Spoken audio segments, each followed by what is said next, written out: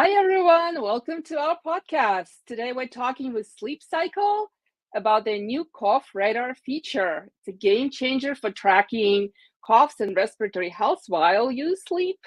We'll dig into how it works, how it could help with early disease detection, and what's next for SleepCycle.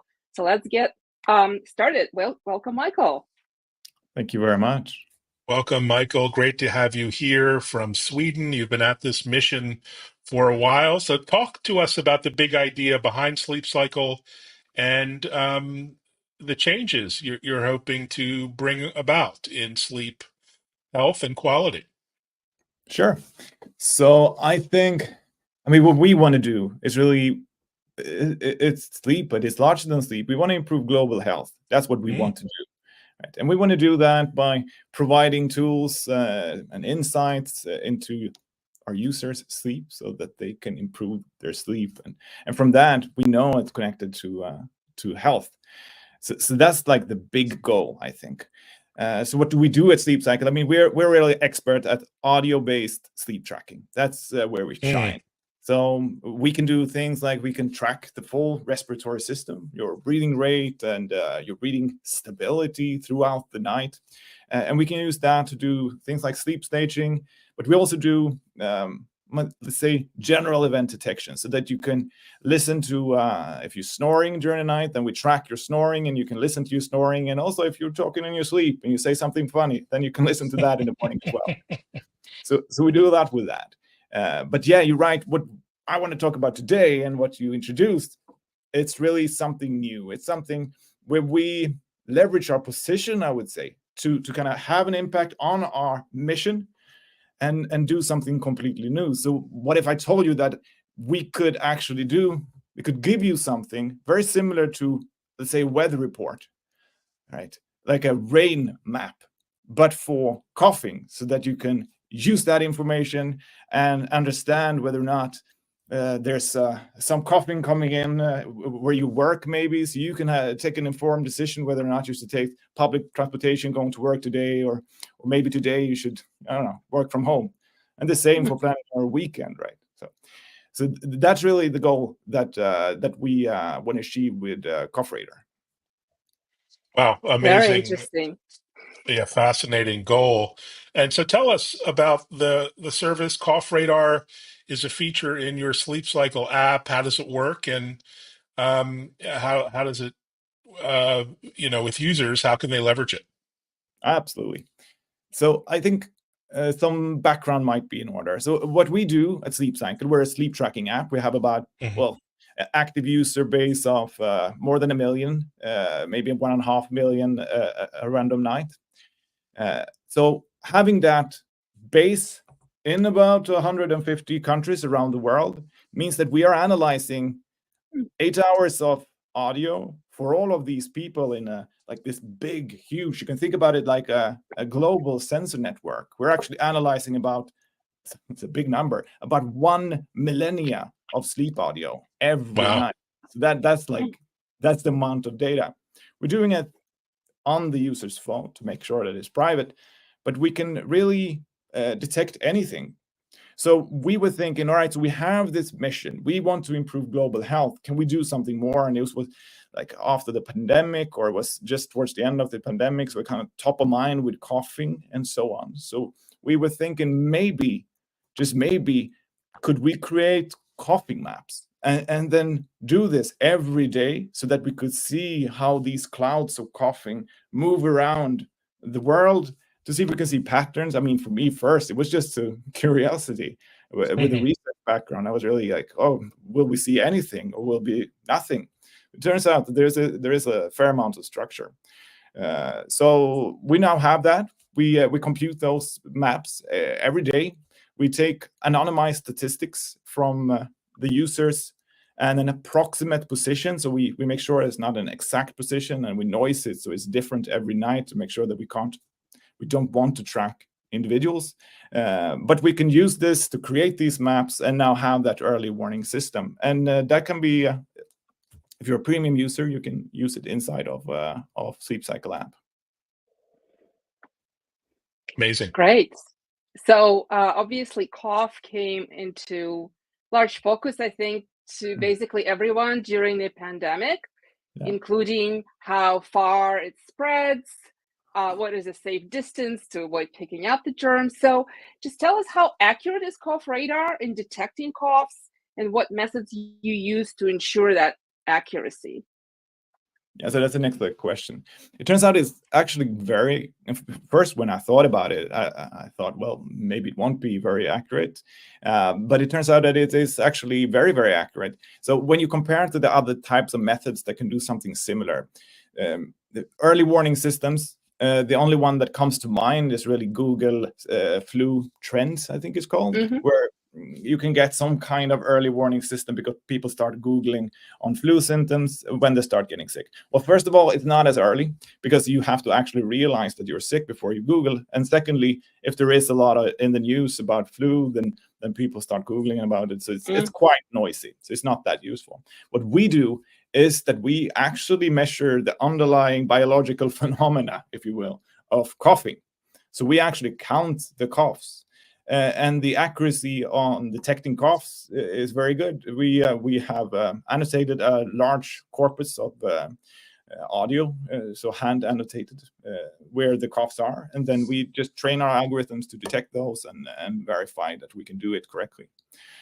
So it turns out this is actually very, very accurate and extremely early. So usually you know that you don't know that you are sick when you start coughing in the night. So you can even see in your own app in the morning that, oh, I'm starting coughing here, and then but I don't feel sick. Then a couple of days and you realize, okay, so maybe I was.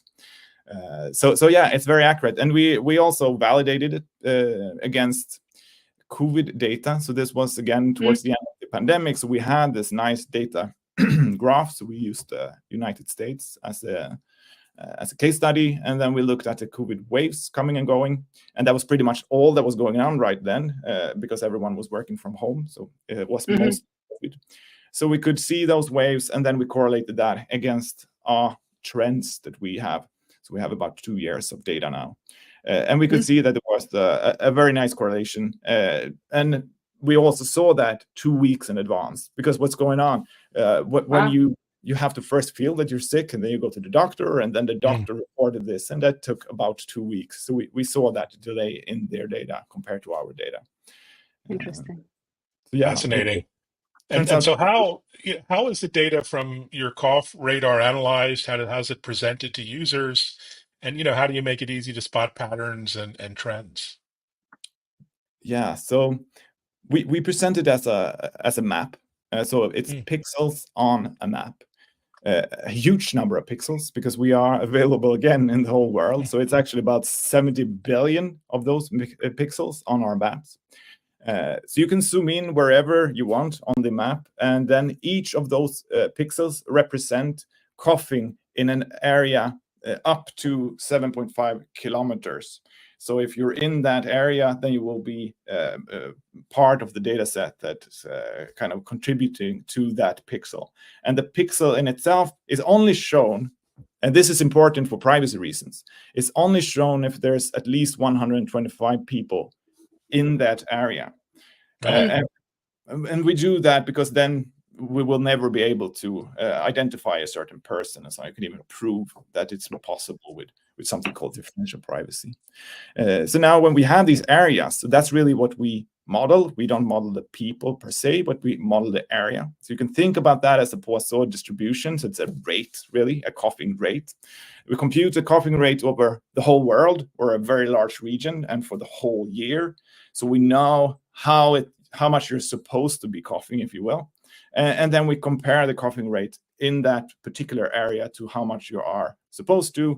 And then we say, well, if it's more than, let's say, if you cough more than 20% of the time, then we say it's elevated. And if it's a top 10%, then we say it's high. So that's really how we decide the color of the pixel, and that's how we compute for everywhere in the world. And trends is also a good question. So, I mean, the strength I think we have with this is that first of all, we get it in almost real time. I mean, in the morning, it is more or less real time, but then you don't really sleep, or not as much during the day. So I guess it becomes less real time during the day, but it's very much fresh data. And we keep this. We have about 2 years of data ourselves. In the app, you can see up to 6 months back. And so you can scroll over time. So you can actually play this. You can, again, think about it as the rain radar that you get from your favorite weather station, where you can kind of see the clouds moving around. You can do the same here, but with the coughs. And you can also see the coughing levels as a graph, how it goes up and down. And that's interesting because then you can see some patterns that starting to emerge. You have some peak. Right now, we had a peak in Gothenburg. I could see where in Gothenburg it kind of emerged, and we saw it spreading in the city. And you can see seasonal patterns like, of course, you cough more during the winter. You cough a lot more during Christmas, but that probably because we meet our friends and family. And you can even, that hypothesis is something you can test by looking in Australia, where you have the opposite seasonal pattern, but you still have a lot of coughing going around when it comes to Christmas. So that's how it works. Well, that's really great. So far as I understand it, this cough radar I can use both to identify my own early symptoms, potentially 2 weeks prior to actually like consciously realizing that maybe I'm sick, so I can prevent spread to others. And it also looks, from looking at all the other data you collect, I can also see where a lot of cough is happening and maybe avoid going to those areas. So it's kind of like dual purpose. Is that correct? Well, I think maybe you don't start coughing 2 weeks in advance. That's more like the reporting time and so on. But it can definitely be a couple of days. I'm not I'm the wrong kind of doctor to know that. I'm a computer scientist. But yeah, a few days at least. Or okay. Well, that's good. That's a head start. Yeah, and the other part, yes, absolutely correct. I mean, that's an amazing thing you can do. I mean, decide whether or not you want to work from home today. I think that's one good use case. You can decide if you want to take the bus or take the car, I guess, or take the bike. So yeah, you can do a lot with that data. Definitely. That's for great. Yourself. And then personally. so follow up to that, because it contains so much personal data. You already talked a little bit about privacy, how it's kept just on my device, but talk a little bit more about all of the data. How is it kept secure and private? You talked about doing the anyway, so tell us more. Absolutely. So first of all, and I think this is super crucial, we do all of the audio analysis on the phone. There's so many reasons for that. First of all, it would be prohibitively expensive for us to do it centrally, because we're talking about 4.5 petabytes of audio that we would need to analyze each day. So that's not something that we want to do, but also for privacy reasons, we don't want to shift that data from the phone. So all the analysis is done on your phone, never leaves the phone. That's step one. And the second one, we don't track individuals. So when you when the data is sent to us, there's no identifier. So not even from day to day, we would know that it's the same individual. There's no identifier. And the position, so it's a bit technical, but we added something called Laplacian noise to the coordinates, to the position, so that it kind of jumps around in a pattern that's not possible to predict. And therefore, we will never know if it's the same individual that starts or stops coughing.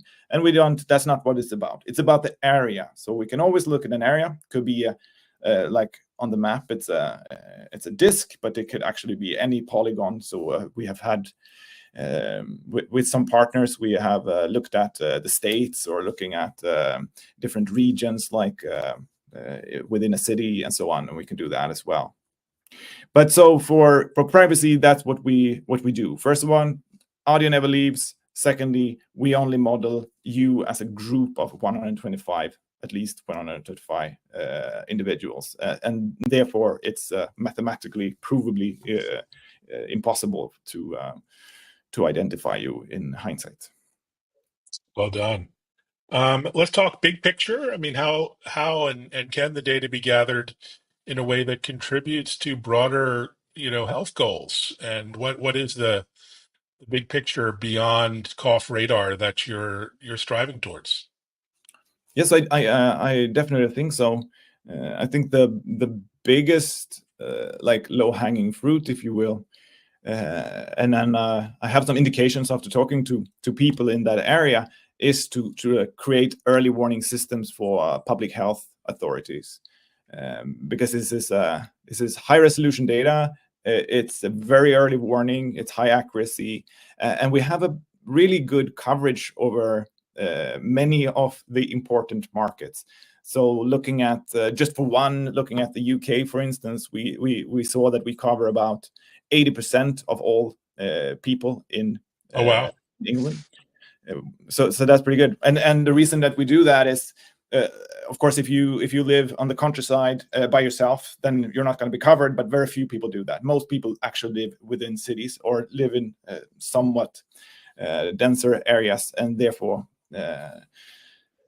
we do cover it. So I think that's one thing, both to inform public, because that's something that these authorities need to do to keep the public informed, but also to optimize logistics around. Let's say you want to move nurses or doctors around to the right clinics to make sure that if there's a lot of influenza or something happening there, then you can kind of optimize those systems. So I think both of those cases could be really interesting. The second one I would say is just for us going forward is looking at deeper analysis. So as it is right now in Cough Radar, we wanted to do something that was simple and accurate. So we just say coughing. So we don't really differentiate within Cough Radar different types of coughing, but we could definitely do that and see if we could maybe look a little bit deeper into what caused the coughing to get an even more high resolution image than we have today. Fantastic. Well, let's stay with global health, but expand even further beyond maybe cough to general sleep and respiratory health. Are you participating in any studies or research or anything else happening within those wider areas of just sleep quality and respiratory health? Yeah, so we always try to help out as much as we can. So we've been part of a number of different studies throughout the years. I can't really go into the details about the things that we are doing right now, because we want to do press releases around those. But one thing that we did not too long ago was together with Harvard Medical, Rebecca et al. So in that case, we looked at how sleep were affected by the COVID pandemic. And we see that they were people actually slept longer when the restrictions were in place. So that's one thing. And then around the respiratory, I have some ongoing dialogues now that I think is really interesting, both one here in Gothenburg and one with a team at Cambridge University. And that's more around Cough Radar. And I hope to be able to say more about that later, but I can't really speak about it right now more than Great. We'll have to have you back to talk about that. And how do you must have a very exciting roadmap and vision for this platform. How do you envision Cough Radar evolving in the future? You know, could it be a tool for early disease detection in general? So possibly, definitely. So I think it's going to depend a lot about how laws and regulations are set up, how easy it will be to do that. But as it is right now, as long as you're not detecting disease in an individual, but actually looking at disease on a broader perspective, so for the public, it's possible to do. So that's definitely something that we could do, and technically we could do it, and we have the position with being able to analyze this much audio to actually do it as well. So absolutely, it's something that's possible, but I can't really say more about it than that. Fantastic. Well, maybe you can't say much about my next question about what's next for SleepCycle in general. Any thoughts about expanding into like health monitoring features beyond coughing, like heart rate variability or breathing patterns, or even sleep apnea? Anything you can share with us? Well, we try to be. I think we try to keep this in two areas. So one of them is really being close to what we have now and being close to the user, listening to them, talking to the users, and see how we can kind of evolve within the niche where we are in. And the second one is really what we did here with Cough Radar. Just sit down, understand what kind of adjacent areas do we have, things like wellness, fitness, weight loss, things like this, that kind of somewhat close to where we are now, and where we have a leverage with the position that we have with the size of our population, our user base, and the technology that we have as well. That's what I can say. So that's definitely something that we are looking at all the time, and that me as a CTO, I think maybe it's the most exciting part, because I love being on the edge on what's possible and see what we can find there. Yeah, very exciting. Any personal travel plans or events coming up that you're excited about? Talking to consumers or businesses. I know we have CES. That's a big event for digital health coming up in January. But what else is on your mind? Well, there's a lot of traveling now. So I actually went to CES this year, but I don't think I will be going back the next year. We'll see. But we have a few conferences planned. We are going to one in London and a few in Germany. Don't remember the names now. It's let's see. It's called. Is it Giant Health? I think in London. Oh yeah. Yeah. Yes. Fantastic. Well, you're doing such amazing work. It's really so thrilling to see the opportunity here as we all are thinking more about health and wellness and leveraging technology to be well. So thanks, Mikael, for joining. Really appreciate your work and can't wait to try the app myself. I think Irma and I are both going to give it a try, and we'll get back to you with user feedback. Thanks so much, Mikael, for joining. Awesome. And thank you everyone for listening and watching. Bye. Take care.